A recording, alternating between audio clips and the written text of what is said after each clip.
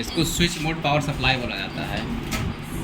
यहाँ से इसमें पावर केबल लगता है और 220 वोल्ट की बिजली जाती है। यहाँ से ये 5 वोल्ट में बदल जाता है। ठीक, 5 वोल्ट में बदल के ये सारे पार्ट्स को देता है। इसको कहा जाता है मदरबोर्ड या फिर मेन बोर्ड बोला जाता है।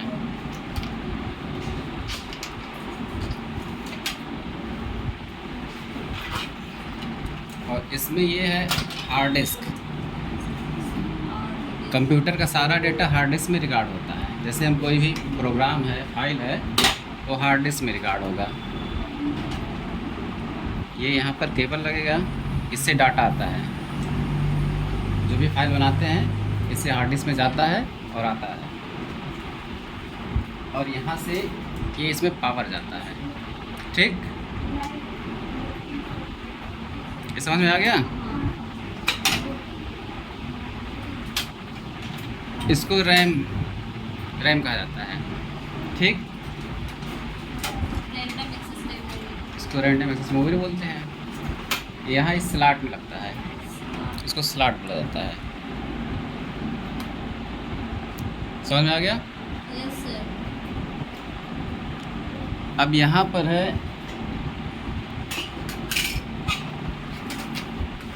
इसको सीपीयू तुम लोग कह रहे थे, वो सीपीयू ये है। सीपीयू इतना छोटा होता है लेकिन इतना पावरफुल होता है, किसी के बेस पे पूरे सिस्टम को ही सीपीयू कहते हैं। यहाँ पे ये लगता है।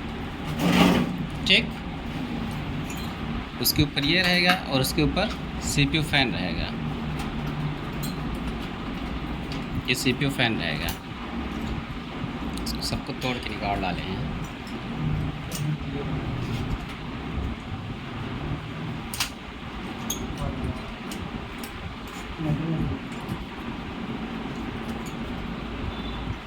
समझ गए? ये यहाँ पे लगेगा। अब देखो, इस पे है एक बटन बैटरी है। जैसे तो कंप्यूटर बंद कर देते हैं तो उसका जो डेट टाइम होता है इसी से चलता रहता है। यहाँ पे देखो ये रोम लगा हुआ है जिस पे कंप्यूटर की सेटिंग होती है। अब इसके पीछे देख लो, यहाँ पर जैसे नेटवर्किंग करना है तो लैन केबल, ईथरनेट केबल यहाँ पे लगता है। यहाँ पे माइक लगता है और ये 2 स्पीकर के लिए बने हुए हैं। यहाँ पर जो होता है हमारा मॉनिटर का जो केबल है वो लगेगा। ठीक, ये है, इसको PS2 बोला जाता है। PS2, ये जो नीला वाला है PS2, देख लो, खड़ी हो जाओ। ये नीला वाला है, ये PS2 कीबोर्ड के लिए है और ये हरा वाला PS2 माउस के लिए।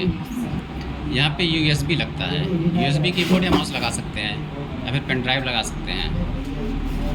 समझ में आ गया? यहाँ पे स्पीकर लगा होता है CPU में कि अगर हम कोई काम कर रहे हैं तो स्पीकर से आवाज़ है। ये समझ में आ गया? और ये जो पूरा मिल जाता है तो हमारा सिस्टम यूनिट होता है कंप्लीट। समझ में आ गया?